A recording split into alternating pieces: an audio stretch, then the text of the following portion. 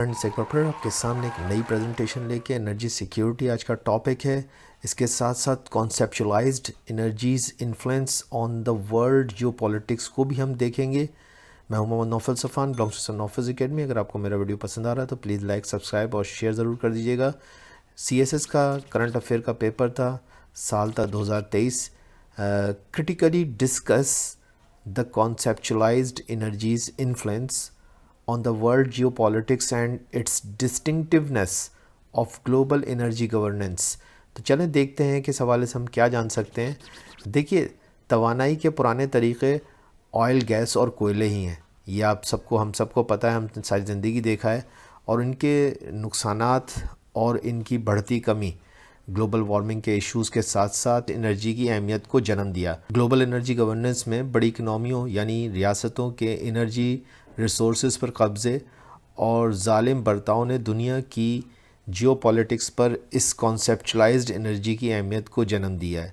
یعنی کہ پوری گلوبل انرجی جو ہے اس وقت وہ چند بڑے بڑے ملکوں کے ہاتھوں میں، اور وہ ملک ان انرجی کے ریسورسز کے ریٹس بھی طے کرتے ہیں. پیٹرول ہے، جیسا کہ زیادہ تر ملکوں کے اندر یہ پیٹرول اویلیبل نہیں ہوتا ہے، تو وہ جو پیٹرول ایکسپورٹنگ کنٹریز ہیں وہ اس کو انجوائے کرتے ہیں اور وہ رول کرتے ہیں ان ملکوں کے اوپر جن کے پاس یہ ریسورسز موجود نہیں ہیں.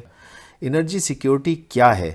یہ دراصل وہ ڈر ہے کہ کہیں کوئی ایسا موقع نہ آ جائے جب ملک میں پیٹرول، بجلی، گیس وغیرہ نہ مل سکے اور لوگ سڑکوں پر آ جائیں وغیرہ وغیرہ. آج کے دور میں ہر ملک کو جس کی سرحدوں میں پیٹرول، گیس اور کوئلے کے خزانے قدرتی طور پر موجود نہ ہوں، اس ملک کو کہیں نہ کہیں یہ خطرہ رہتا ہے کہ دوسرے ملک اس کو یہ انرجی ریسورسز یعنی پیٹرول، گیس، کوئلہ وغیرہ اگر دینا بند کر دیں یا پابندی لگا دیں تو وہاں کے لوگوں کا کیا بنے گا. اسی کو انرجی پالیٹکس بھی کہا جاتا ہے.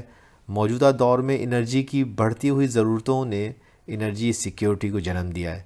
ساتھ ساتھ ماڈرن ٹیکنالوجی کی آمد نے اب اس ٹرم یعنی کانسیپچلائز انرجی کی مدد سے دنیا کو نئی امید دی ہے، اور یوں انرجی سیکیورٹی کے بڑے سوال کو بہت آسانی سے حل کر دیا ہے. کانسیپچلائز انرجی یعنی کوئی بھی ملک رینیویبل انرجی کے نئے ریسورسز کے ذریعے سے اب انرجی فیلڈ میں انڈیپینڈنٹ ہو سکتا ہے. اب انرجی پر کسی ملک کا قبضہ نہیں رہے گا، یعنی کہ اب انرجی کسی ملک کی سرحد کی محتاج نہیں ہوگی.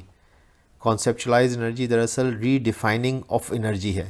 یہ انرجی کی ان ریسورسز کی ایک بڑی رینج ہے جو اب پرانی انرجی ریسورسز یعنی پیٹرول، کوئلہ، گیس کے بدلے نئی طرح کی انرجی ریسورسز یعنی کہ renewable energy, nuclear energy, hydrogen fuel جیسی انرجی کو سمیٹے ہیں، جن سے انرجی سیکیورٹی کے خوف کو کم کرنے میں مدد ملتی ہے.